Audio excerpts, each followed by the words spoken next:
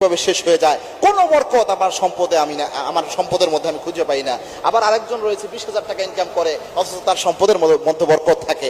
বরকত কিন্তু আল্লাহর দেওয়া দান। আল্লাহ কোনো ব্যক্তির উপর অসন্তুষ্ট থাকলে কোনো কাজের কারণে, তখন আল্লাহ তার ওখান থেকে বরকত উঠায় না। এই জন্য বরকত আল্লাহর কাছে চেয়ে নিতে হয়, আল্লাহর কাছে হালাল রিজিক চাইতে হয়, এমন রিজিক চাইতে হয় যে রিজিকের মধ্যে বরকত রয়েছে। এটা গুরুত্বপূর্ণ বিষয়। এবং হালাল খেতে হয়। হালাল যদি আপনি ভক্ষণ করেন, অবশ্যই আপনার মধ্যে বরকত থাকবে, আপনার রিজিকে বরকত থাকবে এবং আল্লাহ রাব্বুল আলামিনের সাহায্য থাকবে। এবং বেশি বেশি শুকরিয়া আদায় করবেন, তাহলেও বরকত থাকবে। কারণ আল্লাহ রাব্বুল আলামিনের ঘোষণা, এটা সূরা ইব্রাহিমের 7 নম্বর আয়াত, লা ইন শাকারতুম লা আযীদান্নাকুম লা ইন শাকারতুম লা আযীদান্নাকুম ওয়া লা ইন কাফারতুম ইন্না আযাবি লাশাদীদ। আল্লাহর ঘোষণা হচ্ছে, if you grateful to Almighty Allah সুবহানাহু ওয়া তাআলা, I will increase your all লেভেলিটি।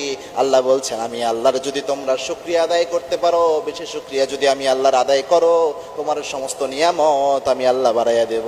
সুবহানাল্লাহ। এজন্য এই দুইটি